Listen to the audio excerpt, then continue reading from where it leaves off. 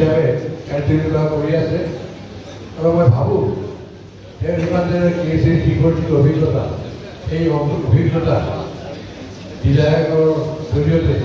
প্ৰয়োগ কৰিব আৰু আমাৰ অঞ্চলৰ যি ৰাইজ আছে যি গৰীব দুখীয়া ৰাইজ আছে এই ৰাইজৰ কাৰণে বিশেষকৈ আমি গাঁও অঞ্চলৰ মানুহখিনি বিশেষকৈ খেতিৰ ওপৰত নিৰ্ভৰশীল খেতিয়কৰ কাৰণে সুবিধাৰ কাৰণে যি কৰণীয় কামখিনি তেওঁ নিশ্চয় কৰিব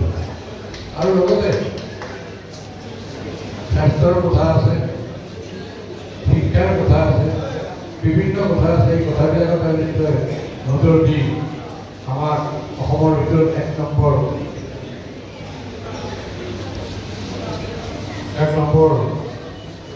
সমষ্টি হিচাপে লৈ যাব পাৰিব কাৰণ মই নিৰ্বাচনত যিখিনি তেওঁক লগ পাইছোঁ যিখিনি তেওঁক মই কথা পাতিছোঁ তেওঁক পৰিশ্ৰম কৰাৰ ইচ্ছা আছে কাম কৰাৰ স্পৃহা আছে আৰু মই ভাবোঁ তেওঁ নিশ্চয় কাম কৰিব পাৰিব আৰু আমাক সমষ্টিটোক আগুৱাই লৈ যাব পাৰিব এইখিনিকে আহ্বান কৰি অনুৰোধ